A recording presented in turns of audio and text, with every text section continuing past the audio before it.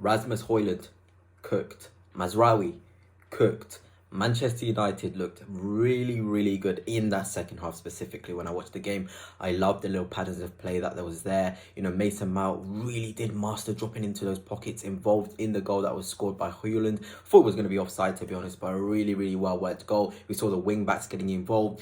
We saw pretty much a blueprint of what Amorim wants to see in those attacking thirds. And I know a lot of people will be like, okay, it's only Bodo Glimt. But this Bodo Glimt side, they're very, very good. As you'll know, I'm an Arsenal fan. And I remember not 2-3 years ago, we played Bodo Glimt in, the Europa League away from home. That game specifically, we only won 1-0 in the end, a Saka goal.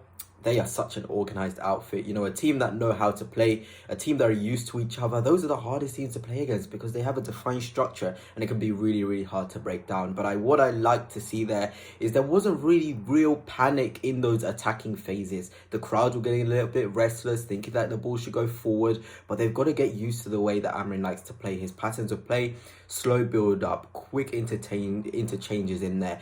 You've got to have the patience. If you're a United fan in the crowd, when you're going to Old Trafford, you've got to expect this is how Amorim wants to play. And I really, really did enjoy some elements of that performance. I think in the defensive sense, the rest defense wasn't great. But I think it's obviously because of the two midfielders in front. Bruno Fernandes, if he's going to play in that sixth role, he needs an athletic, other number 6 behind him. Ugarte is great. Love the passes he was playing in the game.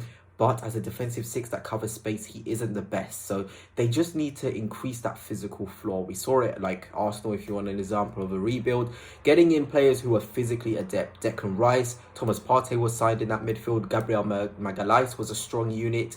United need dual monsters at the back with speed, able to deal with transitions because they look really, really weak when an opposition comes forward and just absolutely destroys them in those transitional phases.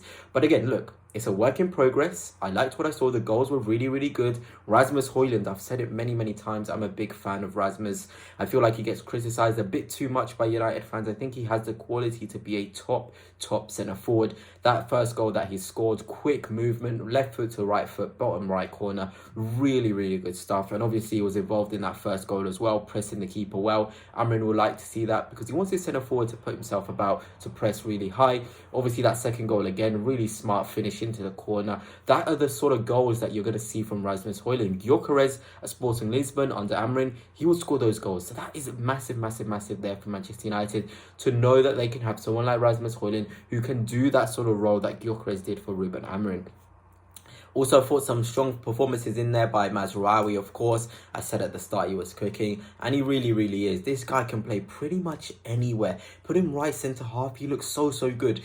Did you notice the one bit of quality from the midfield was Mazraoui stepping into there and playing a ball? Maybe Ten Hag had an idea. Mazraoui has the attacking qualities, the on-the-ball qualities to pick out passes. So I'm not really surprised that he's able to do these quality things in the final third whilst also being a dual monster. I don't see many players take on Mazraoui 1v1 and be successful. He just has that complete package. I liken him to, the Arsenal signings. Again, I'm sorry I keep referring to the Arsenal project, but when we got the likes of Tomiyasu, players who are going to lift the floor, maybe not the ceiling, but they'll lift the floor of the team with their physical attributes, their pace, their technical ability, fee of 15 million, all of these things. These are the sort of signings United need to make. They need to make more Mazraouis and less of the Antonys and Casemiros, the 60 millions, the 90 millions of aging sort of players. I know Antony is on the younger side, but they need to start investing on players in that 24, 25, 26 range or even younger that are going to cost under 25 million because they are always going to be ones to raise the floor. You cannot go for ceiling raises when you haven't raised that floor initially. And I'm sure Ruben Amorim has an idea of how to raise that floor. He's a smart manager. I liked how proactive he was after half time. He saw things weren't working.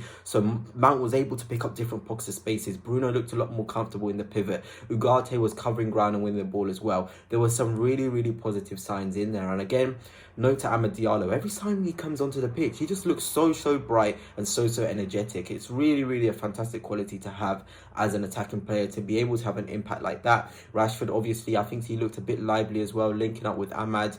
That could work, maybe Rashford in those 10 pockets rather than the 9, linking with Amad at wing back. But ultimately, for me, Ahmad needs to be in more final third positions. He really, really is a fantastic player. A lot of technical ability in there. Maybe not the most physical player, but he has everything to be really, really effective in that final third. Garnacho, again, one of those games where he was really, really bright, but the end product lacking again. But again, he's a young player. He'll get better. Soon he'll be more efficient. But a decent, sort of afternoon for United. Really good second half. Subpar first half. But there's definitely things to build on there for Ruben Amorim.